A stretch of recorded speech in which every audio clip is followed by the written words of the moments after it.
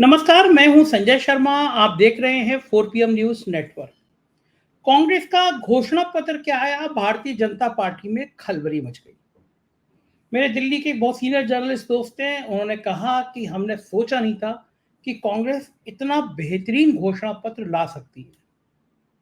प्रधानमंत्री नरेंद्र मोदी जी ने कहा कि हम घोषणा पत्र वगैरह लाने में भरोसा नहीं करते, हम संकल्प पत्र लाते हैं। अब मैं बड़ा दिमाग लगाता रहा, बहुत जोर लगाता रहा, ये घोषणा पत्र और संकल्प पत्र में क्या अंतर है।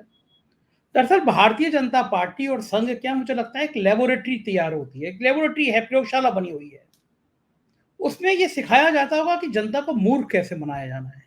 कभी घोषणा पत्र नहीं होता, संकल्प पत्र है, संकल्प नहीं पत्र नहीं, घोषणा पत्र है। कभी खाते में 15 लाख आएंगे, कभी 2 करोड़ की नौकरी हम मिलेंगी, फिर कह दिया जाएगा नहीं पकौड़े तलना रोजगार होता है। तरह तरह की बातें घुमाई जाएंगी।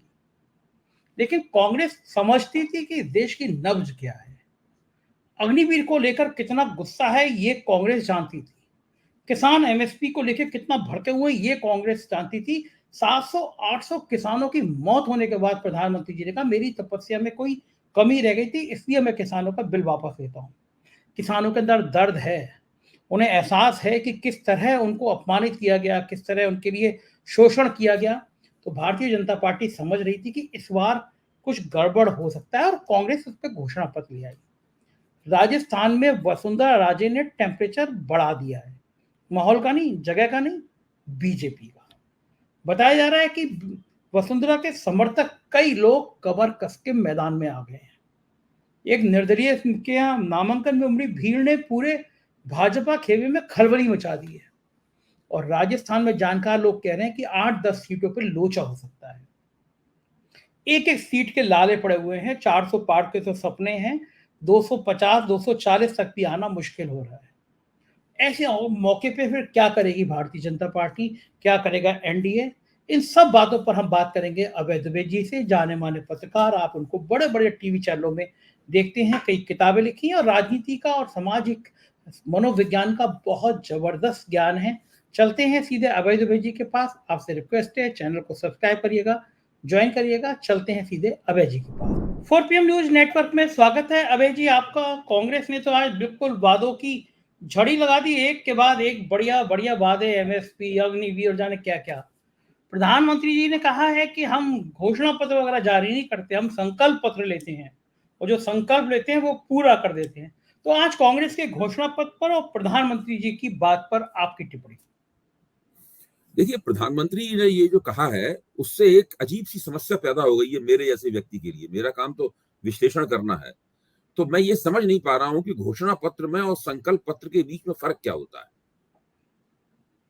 घोषणा पत्र क्या वो होता है जो लिखा जाता है, लिख के जनता के सामने पेश किया जाता है। संकल्प पत्र वो होता है जो भाषणों में बातें कही जाती हैं लेकिन घोषणा पत्र में मौजूद नहीं होती हैं। तो इससे आपको, अगर आप दोनों को अलग अलग कर दें ऐसे नरेंद्र मोदी ने किया है, इससे आपको एक सुविधा प्राप्त हो जाती है। आप जब चाहें तो अपने किसी बात को कहने लगे। ये तो जब आप जनता के सामने तथाकथित संकल्प कर रहे हैं, जब चुनाव हो जाएगा तो उसके बाद पब्लिक पूछेगी आपने ये संकल्प क्यों नहीं पूरा किया, तो भाजपा प्रवक्ता कहेंगे हमारे घोषणा पत्र में तो कहीं ये संकल्प है नहीं। उसके बाद में आपको फिर कोशिश, हमारे आपके लोगों को कोशिश करनी पड़ेगी, हम रिकॉर्ड खंगा लेंगे, प्रधानमंत्री के भाषणों में कभी ये बात कही गई थी, तब हम उसको एक क्लिप बनाएंगे, उसको फिर व्हाट्सएप के ऊपर चलाएंगे। बहुत झंझट होगा, बात आई गई हो जाएगी उससे मतलब। तो ये मैं समझता हूं कि ये एक तरह की चालाकी है। देखिए, राजनीति करने के कुछ निर्धारित नियम और तौर तरीके हैं, और किसी भी पार्टी ने अभी तक उन निर्धारित नियमों और तौर तरीकों को बदला नहीं है। एक पार्टी का मैनिफेस्टो होता है, मैनिफेस्टो की हिंदी घोषणा पत्र है। आप उसको आर्टिस्टिक तरीके से, कभी जैसे कांग्रेस को न्याय पत्र कह रही है, आप संकल्प पत्र कह दीजिए, कोई दिक्कत नहीं है। सवाल यह है कि आप जो जनता के सामने माइक पर बोलते हैं, बड़े बड़े वादों की झड़ी लगाते हैं, वो आपके घोषणा पत्र में होता नहीं है, चालाकी से। इसलिए जब आपसे चुनाव के बाद में पूछा जाता है, अब जैसे यही 15 लाख लोगों के खाते में आएंगे, ये घोषणा पत्र में लिखा हुआ नहीं था। हाँ, लेकिन इसको कह के आपने लोगों के वोट खींचे। आपने 2 करोड़ रोजगार देंगे, ये घोषणा पत्र में कहीं लिखा हुआ नहीं है, लेकिन ये कह के आपने लोगों के वोट खींचे। और जब आपका गिरेबान पकड़ा जनता ने चुनाव के बाद में कि हमारे आपके ऐसे लोगों ने सवाल उठाने शुरू किए, तब आप कहने लगे कि अरे वो तो जुमला था। चुनावी जुमला था। तो ये जो घोषणा पत्र और संकल्प पत्र के बीच का जो फर्क है, ये बड़ा ही एक खास तरह का छल है, जो कि आमतौर पर नेता लोग और खास तौर पर हमारे माननीय प्रधानमंत्री हर बार जनता के साथ करते हैं। अब आप देखिए, ये एक बहुत ही बड़ा छलपूर्ण वाक्य आजकल प्रधानमंत्री अक्सर रोज बोलते हैं कि ये मोदी की गारंटियां पूरी होंगी, इस बात की गारंटी मोदी लेता है। आप सोचिए, इसमें आप मोदी की गारंटियां पूरी होंगी, इस बात की गारंटी मोदी लेता है, यानी गारंटियां भी मोदी की हैं और उनको पूरा करने की गारंटी भी मोदी लेता है। तो ये सब जो मुहावरेबाजी है, ये सब फिक्रेबाजी है, लफाजी है, इस लफाजी को करने की आपको जरूरत पड़ती क्यों है? सवाल इस बात का है। क्यों नहीं आप सीधी सरल भाषा में जनता के साथ में संवाद स्थापित करते हैं?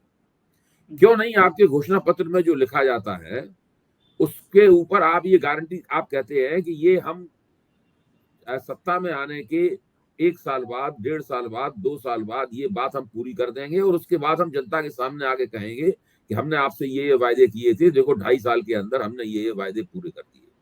आपको याद होगा कि 2019 का चुनाव जीतने के बाद में जब इन्होंने ऐलान किया था कि 2.5 साल के अंदर अंदर हम पूरी समीक्षा करेंगे कि हमने जो गारंटियां दी हैं, हमने जो वायदे किए हैं, ये वायदे पूरे हुए कि नहीं हुए। खुद नरेंद्र मोदी ने भाषण, हम गए तो उसमें टीवी पे उनके उनकी उनकी वक्तव्य के ऊपर चर्चा कर रहा था, मुझे अच्छी तरीके से याद है, और मैंने इस बात की प्रशंसा भी की थी। मैंने ये कहा था कि भाई एक प्रधानमंत्री है, अभी अभी चुना गया है दोबारा, पहले से ज्यादा उसको वोट मिले हैं, पहले से ज्यादा उसको सीटें मिली हैं, और वो एक समयबद्ध कार्यक्रम ले रहा है, डेडलाइन अपने आप को दे रहा है कि हम 2.5 साल के अंदर ये काम कर देंगे और हम फिर समीक्षा करेंगे कि हमने ये काम किया, हम बताएंगे जनता को हमने ये काम कर दिया। अच्छा, उसके बाद आ गया कोविड, महामारी आ गई। तो महामारी आ गई और उसके बाद में ये बात सही है कि एक देश एक नई तरह के संकट में फंस गया और काफी समस्या हो गई। ऐसी मतलब एक खास तरह की परिस्थिति पैदा हुई जिसमें जो सामान्य परिस्थिति नहीं थी, उसमें हम सरकार से ये उम्मीद नहीं कर सकते थे कि उसने जो वायदे किए, तो मोदी जी कोविड के आड़ में बच गए। किसी ने उनसे नहीं पूछा कि भाई 2.5 साल पूरे हो गए, अब आप कुछ कीजिए, आप जवाब दीजिए उसका, क्यों कोविड की वजह से ये बात बच के निकल गए उसके अंदर। और देखिए, कोई इन बातों की चर्चा करता नहीं है अपनी बातचीत में, मैं सब बातें याद है मुझे अच्छी तरीके से। तो ये जो हो रहा है, पहली बात। दूसरे, कांग्रेस ने मोदी से भी बड़ी एक रियायत देने की घोषणा की थी, आपको याद होगा, लेकिन जो पुलवामा वाली घटना हुई, घर में घुसकर मारा, हाँ, उसके बाद में माहौल थोड़ा बदला और मोदी की बातों वोट उसके ऊपर पड़े। मोदी ने दावा किया कि जनता ने हमारे ऊपर ज्यादा भरोसा किया। तो ये सब जो चतुराई और चालाकी होती रहती है, ये मेरे ख्याल से लोकतंत्र में इनकी वजह से लोकतंत्र में जनता के विश्वास का क्षय होता है और एक सिनिकलनेस, एक दोषदर्शीपन, कुछ ठीक नहीं है, सब लोग बेईमान हैं, कुछ ठीक नहीं है, इस प्रकार की भावना पैदा होती है। इससे यही तो कारण है। आप देखिए, देश में जो 18 से 20 साल के जो वोटर हैं, 18 से 20 साल के जो नौजवान हैं, ये आज के टाइम्स ऑफ इंडिया में ही संपादकीय है। आप देखिए, 18 से 20 साल के वोटर नौजवान हैं जिनको बहुत तेजी के साथ में मतदाता के रूप में अपना रजिस्ट्रेशन कराना चाहिए, लेकिन केवल राष्ट्रीय औसत 38% है। केवल 38% ये फर्स्ट टाइम वोटर्स ने अपना रजिस्ट्रेशन कराया, क्योंकि वो राजनीति में ये नेता लोग मंच से डींगे हाँकते हैं, तरह तरह की झूठ बोलते हैं, संकल्प पत्र, घोषणा पत्र। अब कौन इस पर दिमाग खपाए कि घोषणा पत्र क्या है, संकल्प पत्र क्या है? हाँ, रोजी रोटी में हमारा आपका काम तो यही है। रोजी रोटी के दिन भर की जद्दोजहद में फंसा व्यक्ति, उसको अब 2 जून की रोटी की पड़ी हुई है और वो इसमें दिमाग फंसा है कि मोदी जी ने संकल्प पत्र और घोषणा पत्र क्या थी, क्या फर्क था। अब आप दूसरों पे परिवारवाद का आरोप लगाते हैं और फिर आपने परिवारवाद की एक संसद में परिभाषा भी पेल दी है। अब आप परिभाषा पे दिमाग खपाते रहिए। तो ये सब जो पूरा एक जाल बुना जाता है लफाजियों का, ये बिल्कुल लफाजियों का यही जाल आजकल चल रहा है।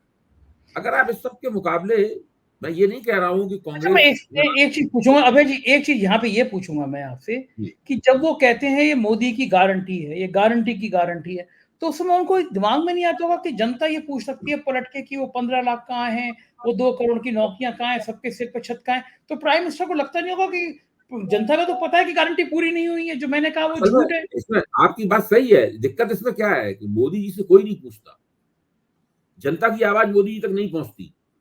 ये एक तरफा मोनोलॉग है।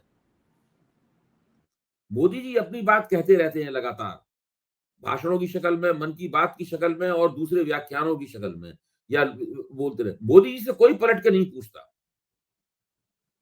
कोई भी अमित शाह से पलट के नहीं पूछता कि आपने जो डींगे मारी थी वैसा हुआ कि नहीं हुआ।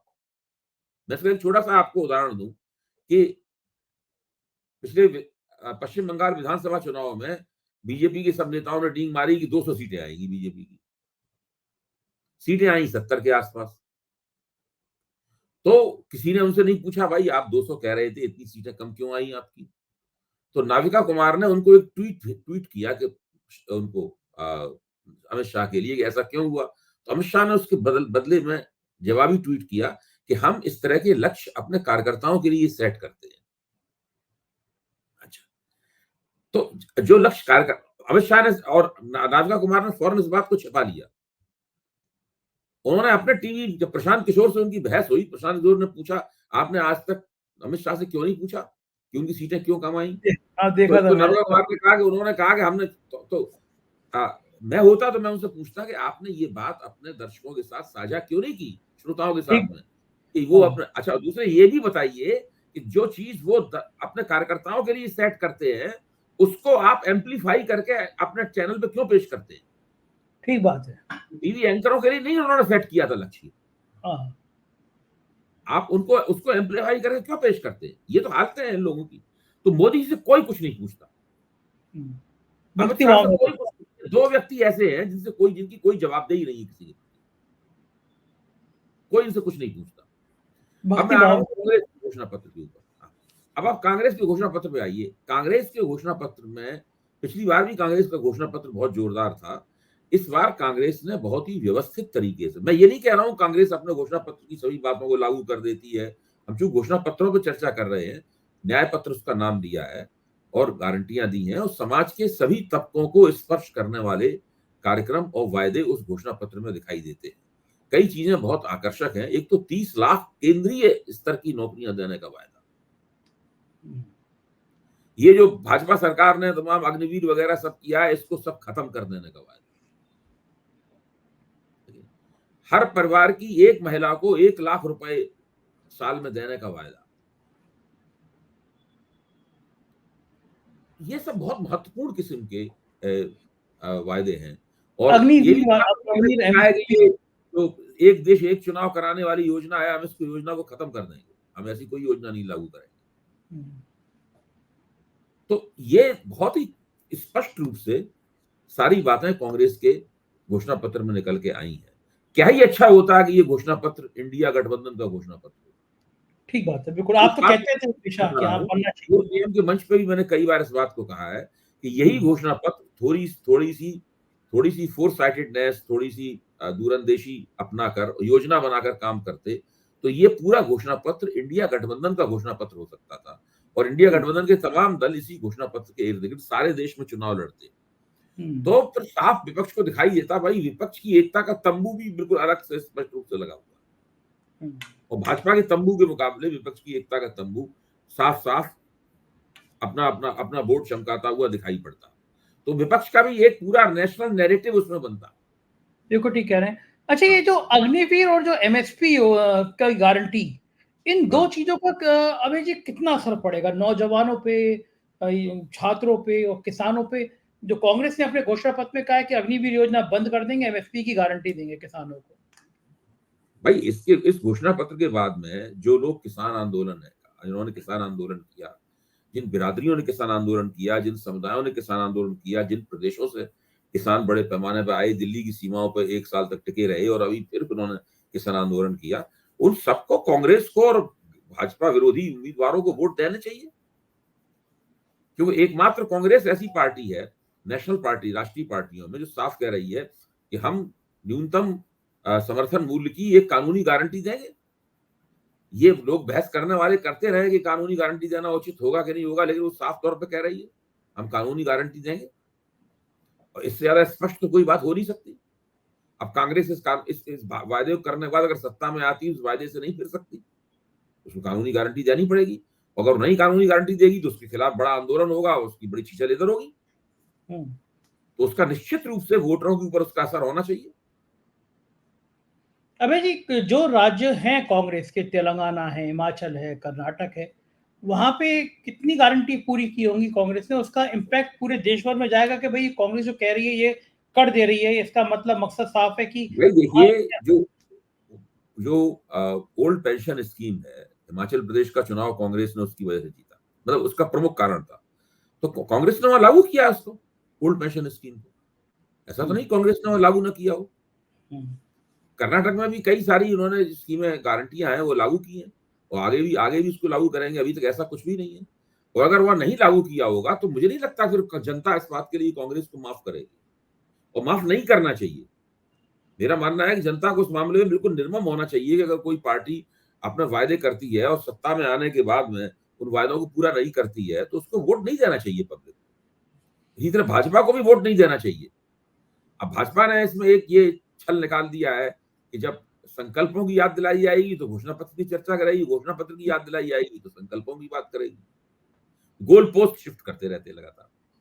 अच्छा, कितना दिमाग लगाते होंगे ना कि जनता को कैसे मूर्ख बनाना है, इसके लिए संकल्प पत्र बनाम घोषणा इस पत्र। काम में तो महारत हासिल है, इनके इस कोई काम रिसर्च में तो विंग महारत होती हासिल है, एक रिसर्च विंग होती होगी जिसका नाम रखा होगा झूठ बोलने वाली रिसर्च विंग, है। मूर्ख बनाने वाली रिसर्च विंग, की इसको जनता को इसको कैसे। डर्टी ट्रिक डिपार्टमेंट नहीं कह सकते आप। हाँ, डिटेक्टिव कह सकते हैं। हाँ, डर्टी ट्रिक आज डिपार्टमेंट, डर्टी हाँ, बिल्कुल। डिपार्टमेंट नहीं कह सकते। कई काम करता होगा, इसके खिलाफ एफआईआर दर्ज करवाओ, वहां छापा पड़वाओ, इससे इतने रुपए खींचो, हाँ, इससे 100 करोड़ रुपए ले लो, हुँ। इलेक्टोरल बॉन्ड के जरिए दे देगा। ये सब पूरी सब ये वही प्लानिंग होती होगी पूरी। हाँ, कौन-सा नेता है जिसको बीजेपी की वॉशिंग मशीन में डालना है इस बार, हाँ, मजबूरी साफ में होके डालना है। हाँ, साफ होके निकालना है। ठीक बात है। विपक्ष के लिए तो दिन अच्छा रहा कल का कि मुकेश सैनी बिहार में शामिल हो गए। मुकेश सैनी के एनडीए छोड़कर इंडिया गठबंधन में आने से क्या विपक्ष को ताकत मिलेगी? बिहार की राजनीति देखिए का वो है। मुकेश सैनी एक खास तरह की हस्ती है, और बड़ा उनका आकर्षक व्यक्तित्व है उस लिहाज से। ये वैसे तो मल्लाह जाति के पुत्र हैं, मल्लाह समाज के पुत्र हैं बिहार में। अंग्रेजी के नाम से सहानी लगता है, लेकिन दरअसल सहनी इनका नाम है। सहानी तो पंजाबी होते हैं, पंजाबी खत्री होते हैं। ये मुकेश सहनी है। तो ये सुपौल के रहने वाले हैं, और ये 18-19 साल की उम्र में ही पढ़ाई लिखाई छोड़कर बंबई चले गए थे भाग्य आजमाने के लिए, और बंबई जाकर उन्होंने फिल्मों में काम करना शुरू किया। जो सेट डिजाइनिंग का काम होता है उस काम में ही लग गए। धीरे धीरे उसमें उन्होंने जो देवदास फिल्म थी संजय लीला भंसाली की, और फिर सलमान खान की फिल्म थी बजरंगी भाईजान, इन सबकी डिजाइनिंग में, सेट डिजाइनिंग में, मंच सज्जा वगैरह में, फिर बहुत सारा इवेंट मैनेजमेंट, इन सब कामों में उन्होंने एक कंपनी बनाई अपनी, और उस कंपनी के जरिए उन्होंने सफलता प्राप्त की और कुछ पैसा भी कमाया। उसी प्रक्रिया में इनको लगा कि अपने समाज की भलाई के लिए भी काम करना चाहिए। लौट के आए वहां से और पार्टी बनाई अपनी, विकासशील इंसान पार्टी, इसको वीआईपी के नाम से जाना जाता है। और वो फिर राजनीति करनी शुरू की, सफलता भी प्राप्त हुई। इस वक्त वो लेजिस्लेटिव असेंबली के एमएलसी हैं, विधान परिषद के सदस्य हैं, और मंत्री भी रह चुके हैं एक बार सरकार में। लेकिन इस बार उन्होंने एनडीए ने उनको कुछ दिया नहीं। उन्हें उम्मीद थी कि उन्हें कम से कम एनडीए से एक सीट प्राप्त होगी, लेकिन एनडीए ने उन्हें एक सीट नहीं दी। तो कुछ देर और इंतजार करने के बाद में फिर वो तेजस्वी यादव के साथ चले गए। तेजस्वी यादव अपने कोटे में से उनको 3 सीटें दे रहे हैं, और जिस मल्लाह जाति के हैं उसकी आबादी बहुत बड़ी है। उनकी मांग थी इनको, जो सहनी है, मल्लाह हैं, अपने आप को मल्लाह का बेटा कहते हैं, सन ऑफ मल्लाह कहते हैं। उनकी वेबसाइट आप देखिए तो उस पास आज मैंने थोड़ी रिसर्च भी की है उनके ऊपर। तो वो उनको शेड्यूल कास्ट का दर्जा देने की, अनुसूचित जात का दर्जा देने की उनकी मांग थी, जो मांग भी बीजेपी ने नहीं मानी। तो अब वो, मुझे लगता है कि जो तेजस्वी यादव ने माई बाप वाला पूरा अपना लक्ष्य बनाया है, तो जो बीएपी बाप वाला फैक्टर है, मतलब बाप वाले फैक्टर को हासिल करने में मुकेश सहनी उनकी बहुत मदद करेंगे। तो अति पिछड़े और अति दलित समाज जो है ना, उसको अपनी ओर खींचने में अगर थोड़ा भी अगर तेजस्वी यादव कामयाब होते हैं तो बिहार की राजनीति भी बस से बदल जाएगी पूरी तरह। बिल्कुल ठीक कह रहे हैं। और भारतीय जनता पार्टी का मैं देख रहा हूँ कि वहाँ के नेताओं की कुछ परेशानी है। मुख्य एक बड़ा नाम है वहाँ का मोदी जी का, उनको कैंसर हो गया, सुशील मोदी को। सम्राट चौधरी की भाषा इतनी बिगड़ी हुई है। वो लालू जी की बेटी, जिसका पूरी दुनिया में सम्मान हुआ कि उसने अपने पिता को किडनी दी, उसके बारे में बहुत अमर्यादित शब्द बोले। अभी 2 दिन पहले वीडियो वायरल हुआ, पत्रकारों को धमका रहे कि तुम्हारे यहाँ आना बंद कर दूंगा, एंट्री बंद कर दूंगा। ये भाषा नेता तब असंतुलित होता है, व्यवहार होता है, जब वो परेशानी में होता है। तो सम्राट चौधरी को लग रहा है कि भले वो एक बड़े पद पर पहुंच गए, लेकिन जो लोकसभा का चुनाव में अगर नतीजे सही से नहीं आए तो मोदी जी उल्टा करके भगा भी देंगे। ये डर तो बिल्कुल बीजेपी में बिल्कुल। नेताओं में सबको डर लगा रहता है कि भैया वहाँ डंडा भी बड़ी जोर से पड़ता है। रविशंकर प्रसाद से लेके बड़े बड़े नाम, शहनवाज जी कब पैदल हो गए, कोई सुनने वाला नहीं है, ये हम सब ने देखा है। तो वहाँ तो हेडमास्टर ही है कि अगर निगाह टेढ़ी हुई, सन्टी पड़ी। तो ये जो बौखलाहट है, इस बौखलाहट के पीछे कारण क्या है अभय जी? देखिए बिहार तो एक, देखिए बिहार, महाराष्ट्र, कर्नाटक और पश्चिम बंगाल, और इसमें आप तेलंगाना भी जोड़ लीजिए। ये जो प्रांत हैं, इन प्रांतों से भारतीय जनता पार्टी ने 130 से ज्यादा सीटें पिछली बार जीती थी। इस बार वैसी स्थिति इन जगहों पे नहीं है। इस बार बीजेपी फंसी हुई है। पिछली बार बीजेपी ने इन राज्यों में बड़ा अच्छा प्रदर्शन किया था। बिहार में तो 40 में से 39 सीटें जीत ली थी। महाराष्ट्र में 48 में से 38 सीटें करीब भारतीय जनता पार्टी और एनडीए ने मिलकर जीत ली थी। और कर्नाटक में भी लगभग पूरा सुपड़ा साफ कर दिया था सभी का। 4 सीटें तेलंगाना में जीती थी और 18 सीटें जीती थी पश्चिम बंगाल में। आज इन सभी प्रांतों में भारतीय जनता पार्टी पहले की तरह प्रभुत्वशाली स्थिति में नहीं है। उसको अपनी सफलता के लिए काफी संघर्ष करना पड़ रहा है, और अभी तक महाराष्ट्र और बिहार में उसे ऐसा कोई समीकरण नहीं प्राप्त हुआ है जिस समीकरण के आधार पर वो अपने आप को आश्वस्त कर सके कि हम अच्छा चुनाव जीत सकते हैं। तो ये 130 सीटों पर हम लोगों को विशेष निगाह रखनी होगी कि यहाँ पर भाजपा के नतीजे कैसे होते हैं। इन तमाम सीटों पर विपक्ष भाजपा को बहुत बड़ा नुकसान पहुंचा सकता ये अगर नुकसान, बड़ा नुकसान हो गया, तो वो जो है। अब की बार 400 पार, उस नारे का फिर क्या होगा? हमने तो आपको पहले ही उदाहरण दिया था। अमित शाह कहते हैं कि ये सब तो हम अपने कार्यकर्ताओं के लिए सेट करते हैं। हाँ, और वो जो कार्यकर्ताओं के लिए सेट करते हैं, हमारे जो एंकर लोग हैं, जो वो कार्यकर्ता हैं भारतीय जनता पार्टी की, तो सक्रिय हो जाते हैं इसके ऊपर। जो सरकारी मीडिया है वो तो भाजपा के कार्यकर्ताओं की तरह काम कर रहा है, तो वो सक्रिय हो जाते हैं उसके ऊपर और उसी बात को सरकारी बार बार मीडिया दोहराने लगते हैं। सरकारी मीडिया तो छोड़िए, प्राइवेट मीडिया तो उनसे भी आगे निकल गया है ना। सरकार, मैं प्राइवेट मीडिया के सरकारीकरण के कारण उसको सरकारी मीडिया कहता हूँ। ओके ओके वो ओके। गोदी मीडिया का ही एक पर्यायवाची है। जो प्राइवेट हाँ। मीडिया है, जो उसका सरकारीकरण हो गया है, हम्म। बीजेपीकरण हो गया है, इसलिए वो अब गोदी मीडिया भी कह सकते हैं, आप चाहें तो ये भी कह सकते हैं। अबे जी, पूरा जीवन आपका गुजरा है दिल्ली के इस मीडिया को समझने में। आपने शैक्षिक पत्र योग्यता भी आपकी इतनी ज़्यादा है, इतनी किताबें लिखी हैं आपने, सामाजिक राजनीतिक जीवन का इतना ज्ञान है आपको। मीडिया, कोई सरकार आके मीडिया पे ऐसा कब्जा कर लेगी, कभी आज से 5, 7, 8 साल पहले आपने कल्पना करी थी कभी? नहीं, ये अभूतपूर्व है। मैं आपको बताऊं, ऐसा अकल्पनीय है और अभूतपूर्व है और बहुत दुर्भाग्यपूर्ण भी है साथ में। मैं तीनों बात कहूंगा। न कभी ऐसा सोचा गया था कि ऐसा होगा, और मीडिया ने दरअसल अपने आप को उनके कब्जे में जाने दिया है। मीडिया ने उन्हें इजाजत दी है कि वो मीडिया को कैप्चर कर लें। देखिए, मोदी जी कहते थे कि गुजरात के मुख्यमंत्री के तौर पर सबसे बड़ा अफसोस ये हुआ कि वे मीडिया को प्रबंधित नहीं कर पाया। तो उन्होंने प्रधानमंत्री बनते ही यहाँ पर मीडिया प्रबंधित करने की पूरी अपनी योजना पर अमल करना शुरू कर दिया, और वो कामयाब है अपने इस काम में। इसमें एक सबसे बड़ा कारण ये भी है कि चूंकि मीडिया एक कैपिटल इंटेंसिव गेम है, एक बहुत ही पूंजी सघन खेल है। एक नेशनल टीवी चैनल खोलने में आपको 1000 करोड़ रुपए से ऊपर, और ये जाने पता नहीं कितने पैसे लगते हैं, इतने तो लगते ही होंगे। तो फिर आमतौर पर लोग जो टीवी मालिक हैं वो सरकार की दाईं तरफ रहना चाहते हैं, वो बाईं तरफ नहीं आना चाहते। ठीक है, मैं ये नहीं कह रहा हूं कि टीवी मालिक सरकार के खिलाफ विद्रोह का, बगावत का झंडा उठाते हुए घूमे, लेकिन पत्रकारिता के भी तो कुछ उसूल हैं। उसकी भी कुछ मर्यादाएं हैं, कुछ नैतिकताएं हैं, उनके आधार पर कुछ काम नहीं करना चाहिए क्या? सवाल इस बात का है। आप जैसे कि मैंने नाविका कुमार का मैंने उदाहरण दिया, जब उनको अमित शाह ने कहा कि हम तो कार्यकर्ताओं के लिए ये लक्ष्य सेट करते हैं, तो इसको फौरन नाविका कुमार को प्रोग्राम करना चाहिए था, कहना चाहिए था कि आज वो ऐसी बात कह रहे हैं, अगली बार जब इस तरह के लक्ष्यों को सेट करेंगे तो हम तो उनकी आवाज में आवाज नहीं मिलाएंगे। लेकिन अभी उन्होंने 400 पार, 370 भाजपा, 400 एनडीए का जो लक्ष्य सेट किया है, तो वो उसमें ये सारे चैनल क्यों साइन ऑफ एक्सक्लेमेशन, विस्मयादिबोधक चिन्ह सुनिए, शुरू में लगाते थे प्रश्नवाचक चिन्ह उसके सामने, अब वो भी हट गया है, आप ध्यान देखिए, उसमें विस्मयादिबोधक चिन्ह लगता है, मतलब साइन ऑफ एक्सक्लेमेशन। और वो सारे जो फर्जी बातें जो हैं, सारी जो क्या कहते हैं, लफाजी है, चलाई जा रही है टीवी के ऊपर। अच्छा, ये मैं एक सीन देख रहा था राजस्थान का। राजस्थान में जहां सारी की सारी सीटें भाजपा जीती थी, राजस्थान में एक निर्दलीय प्रत्याशी का मैं कल भीड़ देख रहा था घाटी की, मतलब वहां पे फीडबैक है, वो तो जीत ही हुई मान लिया उस आदमी को, इतनी अपार भीड़। और राजस्थान से जो फीडबैक आ रहा है वो ये आ रहा है कि वसुंधरा राजे के बहुत करीबी लोग बहुत बड़ी संख्या में मैदान में उतर गए हैं। और मेरे एक मित्र हैं, पत्रकार मित्र हैं, सीनियर जर्नलिस्ट हैं, वो तो दावा कर रहे थे कि राजस्थान में बीजेपी को 8-9 सीटें लूज करनी पड़ सकती हैं।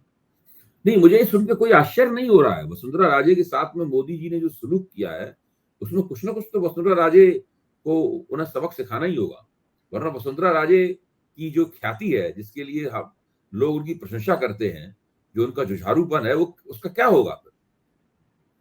वसुंधरा राजे कोई ध्वज प्रणाम शाखा में जाकर ध्वज प्रणाम करने वाली नेता नहीं है। वो तो वो नेता है 2014 में जब मोदी जी जीते थे, तो वो राजस्थान के सारे एमपी को लेकर राजस्थान भवन में जाकर बैठ गई थी, क्योंकि उनका कहना यह था कि राजस्थान को केंद्रीय मंत्रिमंडल में उचित जगह नहीं प्राप्त हुई है। तो मोदी जी ने तो काफी उनका अपमान किया है, उनको चुनाव जीतने के बाद में दिल्ली बुलाया, उनको और शिवराज सिंह चौहान दोनों का बहुत अपमान किया। चुनाव जीतने के बाद दिल्ली बुलाया, फिर भी कुछ उनको दिया नहीं गया और उपेक्षा उनकी कर दी गई, एकदम ठेंगा दिखा दिया गया उनको पूरी तरीके से। तो शिवराज सिंह को अगर वो ऐसा कर रहे हैं तो इसमें कोई ताज्जुब नहीं। अच्छा, शिवराज इधर राजस्थान में मामला गड़बड़ हो, शिवराज सिंह चौहान को भले ही एमपी का टिकट दे दिया हो, लेकिन क्या शिवराज सिंह चौहान अपने अपमान को भूल जाएंगे? देखिए, शिवराज सिंह चौहान में और वसुंधरा राजे सिंधिया के किरदार में अंतर है। शिवराज सिंह चौहान ऐसा कोई कदम नहीं उठाएंगे जो कि वसुंधरा राजे सिंधिया उठा रही हैं और उठा सकती हैं। वसुंधरा राजे सिंधिया तो सबक सिखाने के मूड में आ सकती हैं, कम से कम 8-10 सीटों पे भाजपा को अंडरकट कर दें, मतलब जो है कि शिवराज सिंह चौहान ऐसा नहीं करेंगे। वो अलग तरीके के नेता हैं। उनको टिकट मिल गया है, वो अपना चुनाव वगैरह लड़ेंगे, उसके बाद केंद्र में अगर मोदी सरकार बनती है तो केंद्र में उनको मंत्री बनाया जाएगा। तो ठीक बात है। एक आखिरी सवाल, आपको लग रहा है कि पहले चरण का चुनाव इतना पास आ गया, बस जरा से दिन बचे, चुनाव में जो तेजी दिखनी चाहिए, जो मोदी जी में तेजी दिखनी चाहिए, वो कहीं इस बार धूमिल लग रही है, कुछ कम दिख रही है? हाँ, ये तो बात सही है, जितनी चमक होनी चाहिए वो बात लग नहीं रही है। ऐसा लग ही नहीं रहा कि दिन रात हम लोग राजनीतिक समीक्षा करते रहते हैं, दिन रात खबरों में रहते हैं, हम लोगों को हमारा ही आपकी जिंदगी इसी में गुजरती है, लेकिन वो बात नहीं, वो ऐसा जो हंगामा खेज जो माहौल दिखना चाहिए था, वो माहौल नहीं दिख रहा है। तो बात सही है, यानी कुछ बड़ा हो सकता है। जनता में थकान है, ऊब है जनता, उबाऊपन, थकान है। देखो बहुत शुक्रिया अभय जी, इतनी बढ़िया से आप हमें विस्तार से समझाते हैं राजनीति की, और आपसे गुफ्तगू करके हमें भी मजा आता है, हमारे दर्शकों को बहुत मजा आता है। शुक्रिया, थैंक यू। तो ये अभय दुबे जी, आपने सुना राजनीति के हालातों के बारे में, अभय जी की सीधी सीधी खरी खरी बातें। मुझको यकीन है आप भी इन बातों से सहमत होंगे। अपनी राय से जरूर अवगत कराइएगा, साथ दीजिएगा, चैनल को सब्सक्राइब करिएगा। शुक्रिया, थैंक यू।